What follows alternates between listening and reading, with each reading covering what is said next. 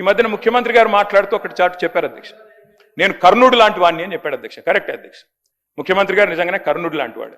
ఎన్నికలకు ముందేమో దాన వీర శూర కర్ణ ఎవరు ఏదడిగినా ఓకే, ఇది అంతే ఇదంతే, మీకు ఇంతిస్తా అంతిస్తా. ఇప్పుడు ఎన్నికలు అయిపోయినాక మాత్రం ఓట్లు పడ్డాక అధ్యక్ష కుంభకర్ణ పత్తాలేడు అధ్యక్ష. ఎన్నికలకు ముందు దానకర్ణ, ఇప్పుడు మాత్రం కుంభకర్ణ అయిపోయింది అధ్యక్ష. అధ్యక్ష అందరికీ అన్ని చెప్పారు అధ్యక్ష. నిజంగా చెప్తా ఉన్న అధ్యక్ష, భారతదేశ ఎన్నికల చరిత్రలో కాదు అధ్యక్ష, ప్రపంచ ఎలక్షన్ హిస్టరీలోనే ఇంత పెద్ద మోసం అధ్యక్ష. 420 హామీలు ఇచ్చి మోసం చేసిన మేనిఫెస్టో ఎక్కడా లేదు అనేది వాస్తవం అధ్యక్ష. అధ్యక్ష ఒక మేనిఫెస్టో కాదు అధ్యక్ష, డిక్లరేషన్లు, వరంగల్ డిక్లరేషన్లు, కామారెడ్డి డిక్లరేషన్లు, చేవెళ్ల డిక్లరేషన్లు, ఢిల్లీ నుంచి విమానాలు వేసుకొని వచ్చి ప్రమాణాలు చేసిపోయింది అధ్యక్ష. గల్లీ గల్లీలో గ్యారంటీ కార్డులు పంచిన ఢిల్లీ బ్యాచ్ పత్తలేదు అధ్యక్ష. అధిష్టాన అగ్రనేతల దర్శన భాగ్యం కోసం ఇవాళ పదే ఢిల్లీ యాత్రలు జరుగుతూ ఉన్నాయి అధ్యక్ష.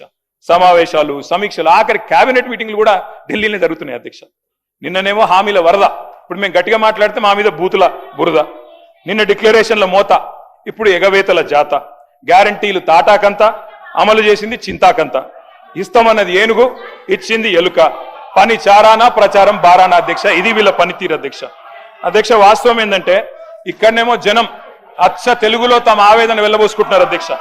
వీళ్ళేమో మలయాళంలో, మరాఠీలో, బీహార్లో, హిందీ భాషల్లో గొప్పలు చెప్పుకుంటున్నారు అధ్యక్ష. తెలంగాణ జనం సొమ్ముతో ఇతర రాష్ట్రాల్లో ఎన్నికల ప్రచారాలు చేస్తా ఉన్నారు అధ్యక్ష.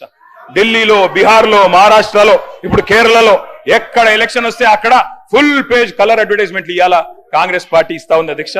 ప్రజాధనం కాంగ్రెస్ క్యాంపెయిన్ కి సమర్పణం అన్నట్టు అయిపోయింది అధ్యక్ష.